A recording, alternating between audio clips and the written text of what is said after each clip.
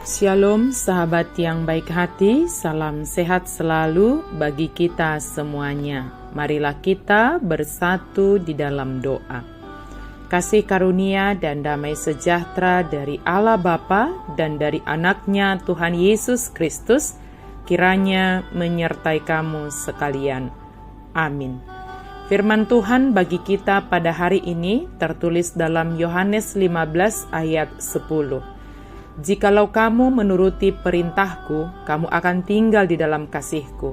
Seperti aku menuruti perintah Bapakku dan tinggal di dalam kasihnya. Radoti hamu ma'akka patiku, imadalanna asamian hamu di bagasan holong ni rohaku.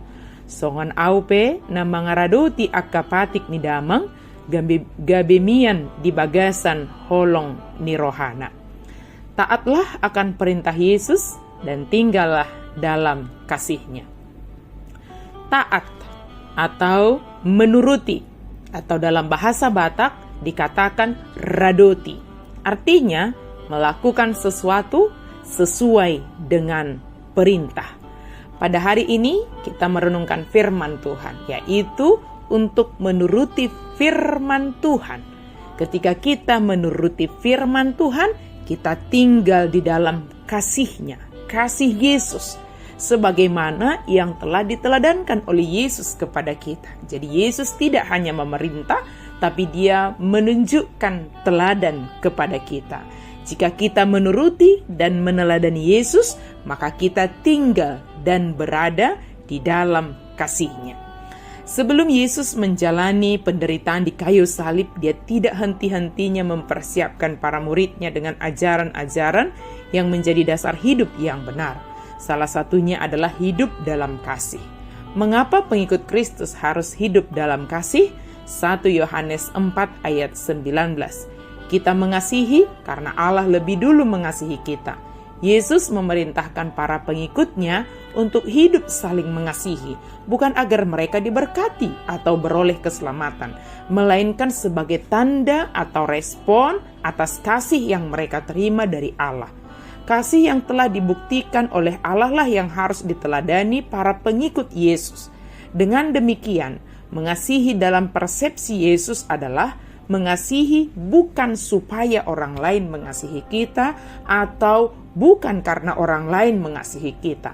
Namun sebagai orang Kristen, kita harus mampu mengasihi siapapun dia tanpa melihat latar belakang, tanpa melihat strata sosialnya, bagaimanapun keadaannya, walaupun dia tidak mengasihi kita, meskipun dia berbeda dengan kita, berbeda iman, berbeda kepercayaan dengan kita, tetapi kita tetap mengasihi dia. Dengan kata lain, kasih yang kita praktekkan, yang kita lakukan adalah kasih agape.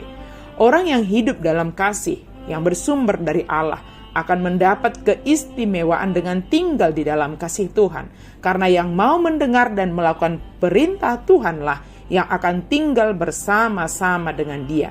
Sama seperti Yesus yang tinggal di dalam kasih Bapa. Dengan demikian, sesuai dengan perintah Yesus, maka kita diharuskan untuk taat akan perintahnya. Apa perintahnya? Yaitu saling mengasihi satu dengan yang lain. Sikap inilah yang menjadi penerapan akan kasih kepada Allah. 1 Yohanes 4 ayat 20. Jikalau seorang berkata, aku mengasihi Allah, dan ia membenci saudaranya, maka ia adalah pendusta. Karena barang siapa tidak mengasihi saudaranya yang dilihatnya, tidak mungkin dia mengasihi Allah yang tidak dilihatnya.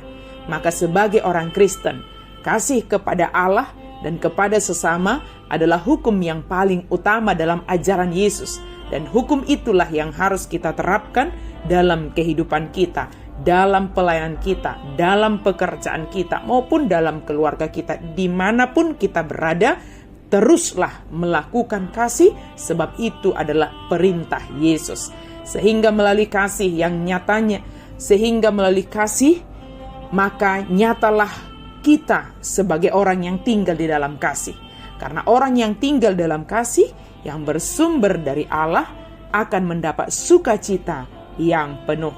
Taatlah, turutilah, radotima perintah Yesus, yaitu mengasihi Allah, mengasihi sesama, mengasihi diri, dan bahkan mengasihi musuh.